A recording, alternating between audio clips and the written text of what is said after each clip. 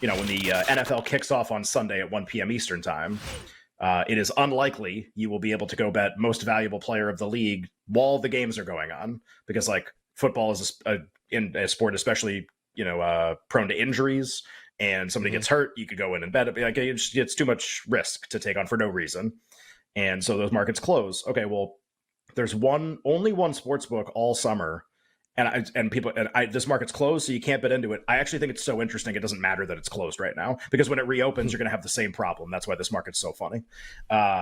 Summer League MVP was being dealt in one place for pretty low limits. It is the most weird, broken, confusing award market that I think I've ever dealt with in a single day situation. So for people to understand, okay, well, why is that? The Jazz and the Nuggets played last night. The Jazz are a team that a lot of people on this show are pretty interested in, Tyler and I, because we bet them to win Summer League, and the prices have aged unbelievably, and they won again last night. And they're, I think, the second choice now to win Summer League. They're like 3-1 or 250, depends on where you go. So it's like, oh, well, everything's going great. I mean, sure, they're very likely to make the playoffs, etc. Their best player is Keontae George, who was probably had been the most outstanding player of Summer League. He was the favorite to win Summer League MVP going into last night's games. He twisted his ankle really badly in the first or second quarter. He only played about 10 minutes last night. I forget which quarter. I had it on. And really bad ankle turn. And it's Summer League, right? So really bad ankle turn means, hey, maybe don't play anymore. Maybe let's stop playing for like the entire rest of this thing, right? And he doesn't play the rest of the game. The Jazz win anyway. They can still win Summer League. We'll get to the title at some point too, but he was the favorite to win MVP. So immediately in my head, I just go, oh man, like the favorite gets hurt. Like this could be really interesting.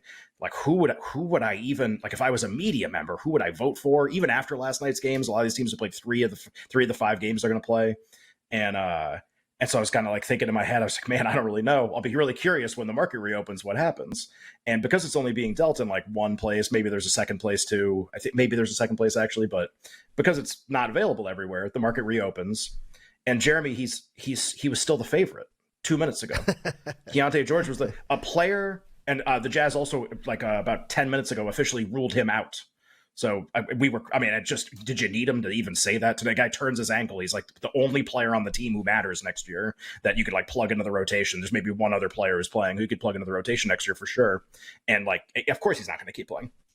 So the market's been open all morning, and I've been staring at a market. And the example I used earlier today, Jeremy, is like, you bet like NFL most valuable player. That's probably a market you look at, right? Like at some point. Mm-hmm. Yeah. And I think everybody feels like they probably have a pretty strong opinion. This would be like looking at, in week 13, you're looking at the NFL most valuable player market. Patrick Mahomes is the favorite. And for however you acquire this information, you are certain that he is going to be out the rest of the season. You know it. Like, you know that he's going to be out and he is the favorite. And I think a lot of people, if they were in that situation, would be like, man, you could make so much money betting on that. Like you would bet Joe Burrow and Jalen Hurts and like whatever. You would just have all the guys who are not Patrick Mahomes but have a chance to win, and you would just clean up, like price shop him, whatever, because you knew Mahomes was out, and the market's still open with him as the favorite. That's so crazy. Well, here's the funny thing about this market. You have an identical situation involving the favorite. He can't win. He's the favorite. Something is fundamentally wrong, and it should create an opportunity to make valuable bets, except there is absolutely no possible way to figure out who was going to win this award. Like there's just I don't even know who you would bet on. So Jeremy, this is the situation I found myself in earlier today, staring at this for like 30 minutes, being like, him, no. And then you end up with like 17 options, which really means you have no options. It's the best thing it's the funniest thing because you don't even really know what you're looking for. Am I looking for a really like a good player on a really winning team? Or am I looking for just the guy who's going to score the most, or like some hybrid, and who blends those the best? And nobody knows the answer to that question. We haven't had enough summer leagues where this is the format to know what media members are going to do. Also, most of the players have only played, like the good ones aren't playing very much this time. And are you going to give it to a guy who played 2 games? Like, is Jabari Smith going to be the Summer League MVP? Probably not. That seems really unlikely. So, Jeremy, again, it's just what I swear I stared at this for like 30 minutes, and it was both the best and dumbest exercise I think I've ever done. It kind of reminds me of Wallace Shawn in The Princess Bride, where he's trying to figure out which cup to drink from, and therefore you cannot drink from this cup because it could possibly have the Clearly, poison I in it can't as choose well. the wine in front of me. Yes, that's what it feels like it's going. I don't know how many people vote on Summer League MVP, but are they going to go around the room and say, "Hey, which one of you guys got 2 votes? Who got 2?" Right? Is it that exactly. spread out? It's just there is no player. People probably might have players that they like. You might look at a list and be like, "Oh, it should be this guy. It should be this guy." I don't think there is a really easily identifiable player who can win now. The player who was the favorite in the market at close 15 minutes ago has a 0% chance to win. 0%. And yet, I don't know how to make money in this market. I have no idea. I actually don't know. I wrote down like 10 names. I went through all of them. I hate all of them. I ended up betting some Shaedon Sharpe at 30-1 because I think the Blazers might smash tonight and they actually have a chance to make the playoffs, and he's played every game. And I don't even like that bet very much. I have no idea what's going to happen. And the market's going to reopen tomorrow. We're going to have the same problem. It's my favorite difference between sports content and betting content, right?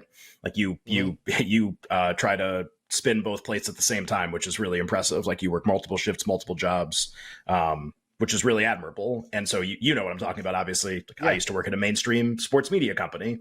And so I think we both know, like, there's a lot of days where, like, whatever the top story is, you really don't care a lot about.